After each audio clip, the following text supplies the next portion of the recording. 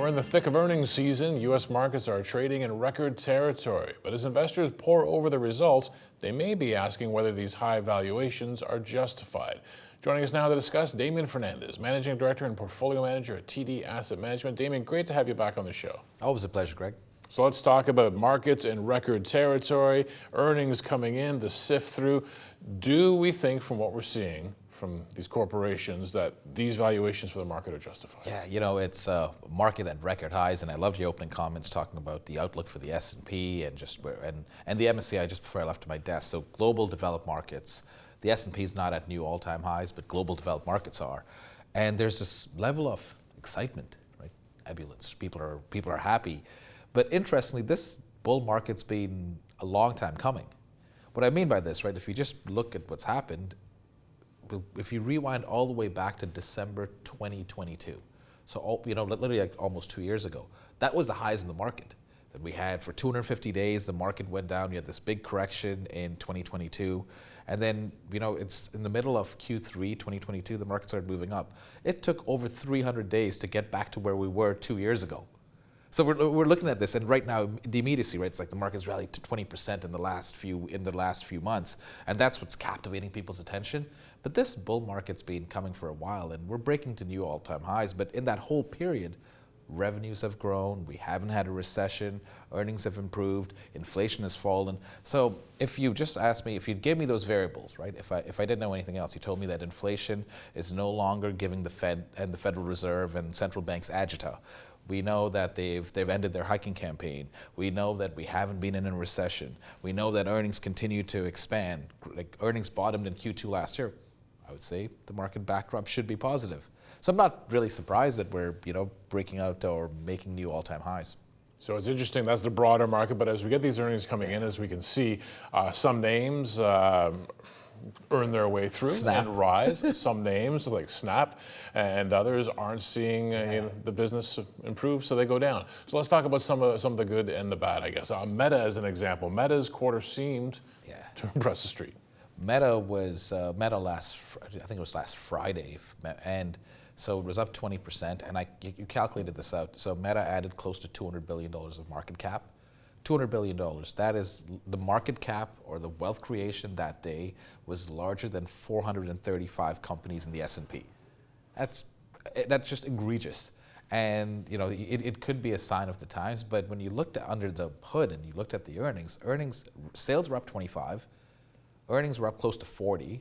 For the first time ever, Meta announced that it's going to pay a dividend on a recurring basis. It's buying back 3-4% of the shares outstanding. So now dividend mandates that were previously you said we only buy dividend stocks. Meta now falls into that bucket. So you've expanded the potential sellers, and the underlying business is growing fine. Like margins have moved up. So I worked this out, and even though the move, the 20% move, $200 billion of market cap creation, when you look at next year's numbers, the stock is still trading at 21 times. It is not, the market, like the move is egregious, but the fundamentals aren't. So look, I'm not, pushing, I'm not saying that Meta is the greatest thing. I'm just saying that. Maybe you run the numbers. You run the numbers, and this isn't, this isn't some speculative tech stock. We're talking about over $1 trillion of market cap that is compounding at a very high rate. So compared to Snap today, right, which disappointed. I have to ask you then about the risk for a name like Meta. After all, I mean, the stock already had a great run. It pops 20% one day, creates this much wealth. The numbers look good, but what do you need to be aware of? Well, the risks are the risks for Meta or Alphabet in these businesses, right? Is really twofold. One, obviously, is that like right now economically, the data supports us moving into a soft landing or maybe even a no landing, which could be a risk, right? A risk on the other side that things are too hot.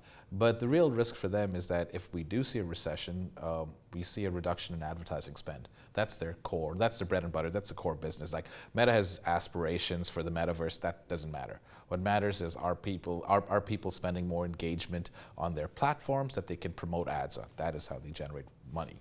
And so that's the big risk. The second risk too for all these companies, and you had their CEO in front of Congress just like last week, right? Sorry, in front of a panel, is that there's always a regulatory risk around these things, and that's very, as these companies get bigger and bigger, there's always significant regulatory angst where they feel that these companies are exerting too much influence. And like Meta is in a bad position because both sides of the political parties hate it for different reasons.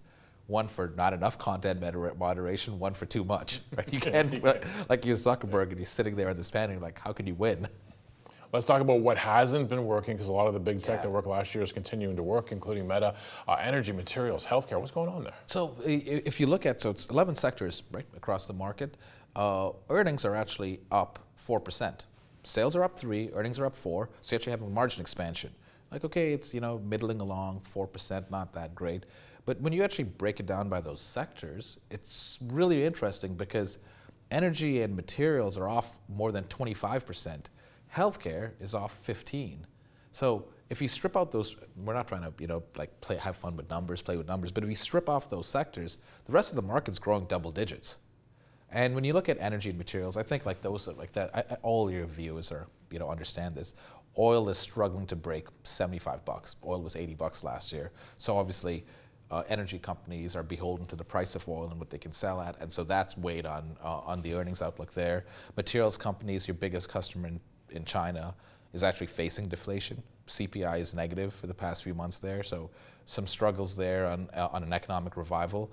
And then the other sector, which I thought, which is kind of unique, was healthcare. But when you look into the healthcare earnings, you're like, why is healthcare off 15%? That's a pretty big number for what should be a stable sector. And it's really one company. It's Pfizer.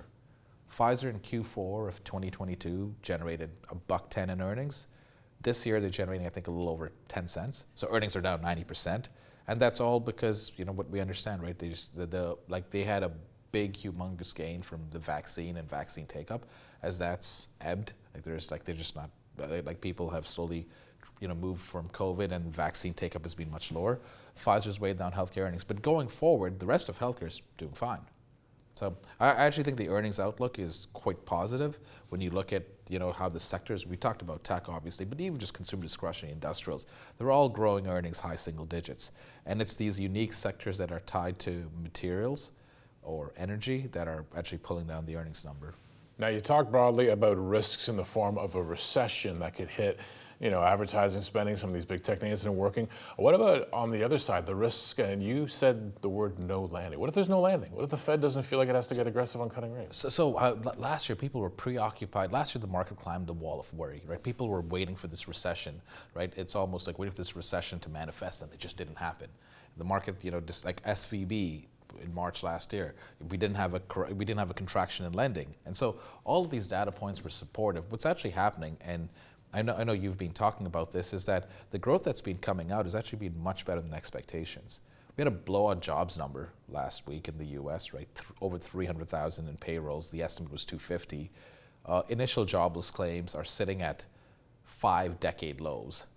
The labor force has grown twice in size, right? And so you have consumer confidence was out last week. So the risk, I think, right now is the market's been very comfortable that inflation's falling, and that almost motivates the Fed to stay on hold, maybe even cut, right, if inflation's falling. But the risk right now is if the underlying economy is actually growing much faster than trend, and they have this really wonderful, this real-time estimate, the Atlanta Fed actually publishes it, real-time GDP, the point estimate right now, and we're just a little over a month into the quarter, has a 4 handle on it. Like real GDP this is is what tracking we were expecting. We were expecting 1.5. Yeah. It's tracking at 4. Now, like this, we're still very early, and it could. But these things will. I can tell you, if we end Q1 with a 4 handle in GDP, the Fed's not cutting rates, right? The Fed might be flirting with maybe even like this is getting too hot, and I might have to preemptively. I'm not advocating that. I'm just thinking that, and I think the market, as like no landing, is a worry because if growth continues to grow above trend, that puts pressure on the Federal Reserve on keeping rates where they are, where they're restrictive, or just not cutting rates, and I think that would be a surprise.